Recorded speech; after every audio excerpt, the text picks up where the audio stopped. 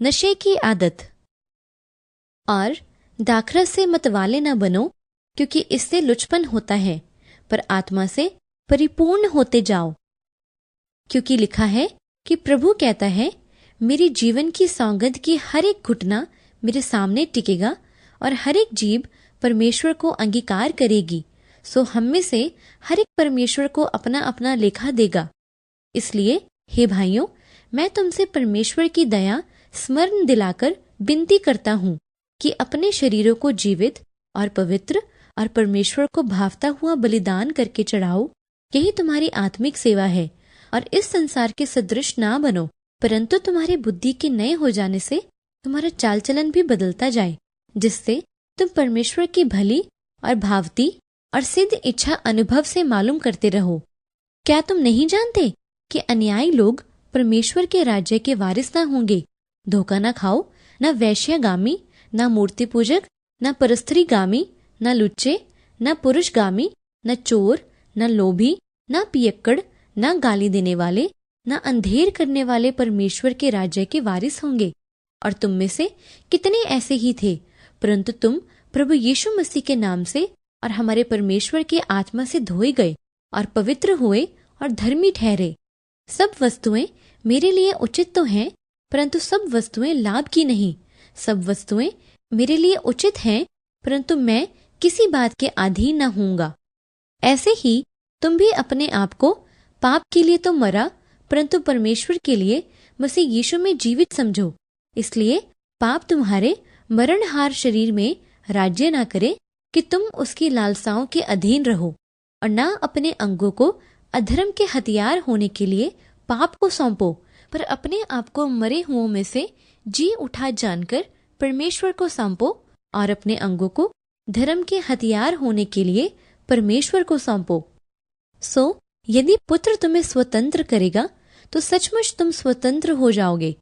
दाखमधु ठट्टा करने वाला और मदिरा हल्ला मचाने वाली है। जो कोई उसके कारण चूक करता है वह बुद्धिमान नहीं। जो अपने अपराध छिपा रखता है उसका कार्य सफल नहीं होता, परंतु जो उनको मान लेता और छोड़ भी देता है उस पर दया की जाएगी। यदि हम कहें कि हम में कुछ भी पाप नहीं, तो अपने आप को धोखा देते हैं और हम में सत्य नहीं। यदि हम अपने पापों को मान लें तो वह हमारे पापों को क्षमा करने और हमें सब अधर्म से शुद्ध करने में विश्वास योग्य और धर्मी है।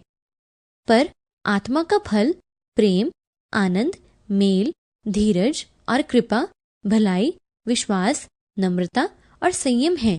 ऐसे ऐसे कामों के विरोध में कोई व्यवस्था नहीं। तुम किसी ऐसी परीक्षा में नहीं पड़े जो मनुष्य के सहने से बाहर है, और परमेश्वर सच्चा है। वह तुम्हें सामर्थ्य से बाहर परीक्षा में ना पड़ने देगा, वरन परीक्षा के साथ निकास भी करेगा कि तुम सह सको। क्या तुम नहीं जानते कि तुम्हारी देह पवित्र आत्मा का मंदिर है, जो तुम में बसा हुआ है और तुम्हें परमेश्वर की ओर से मिला है, और तुम अपने नहीं हो। भविष्य में केवल जल ही का पीने वाला ना रहे, पर अपने पेट के और अपने बार बार बीमार होने के कारण थोड़ा थोड़ा दाखरस भी काम में लाया कर। और दाखरस से मतवाले न बनो, क्योंकि इससे लुचपन होता है, पर आत्मा से परिपूर्ण होते जाओ, ताकि भविष्य में अपना शेष शारीरिक जीवन मनुष्यों की अभिलाषाओं के अनुसार नहीं, वरन परमेश्वर की इच्छा के अनुसार व्यतीत करो।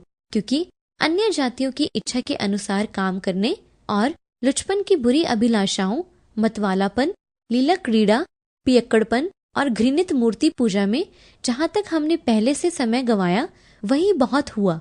इससे वे अचंबा करते हैं कि तुम ऐसे भारी लुचपन में उनका साथ नहीं देते, और इसलिए वे बुरा भला कहते हैं।